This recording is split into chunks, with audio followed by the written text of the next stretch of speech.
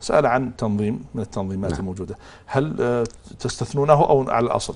لا، هنا نتكلم ما يتعلق طيب. في الأوصاف الشرعية.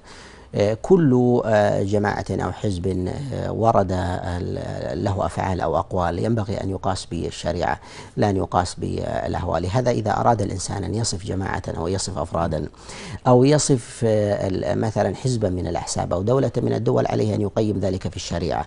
لهذا نقول إن من أراد أن يتكلم على قضية الخوارج لابد أن ينظر في الأحاديث الواردة عن النبي عليه الصلاة والسلام، وذلك ما جاء في حديث أبي سعيد الخدري وحديث علي بن أبي طالب عليهم رضوان الله تعالى في صفات الخوارج. الخوارج لهم صفات متعددة قد جاءت ربما تربو على 20 صفة في سنة النبي عليه الصلاة والسلام، وقد ثبت فيها عن في الخوارج نحو من 10 أحاديث عن رسول الله صلى الله عليه وسلم، وجاء في ذلك جملة أيضا من الآثار عن أصحاب رسول الله صلى الله عليه وسلم. الصفات في ذلك متعددة، على الإنسان إذا أراد أن ينظر في هذه الصفات أن ينظر في الأحاديث الواردة عن النبي عليه الصلاة والسلام.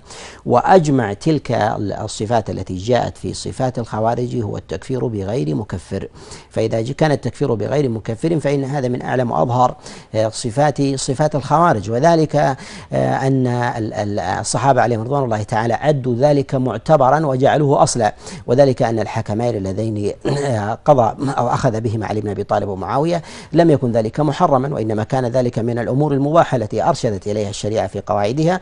ومع ذلك لما كفر علي بن أبي طالب وكذلك أيضا معاوية في اتخاذهم لذلك المباح عدوا المخالفين في ذلك لهم أنهم من الخوارج.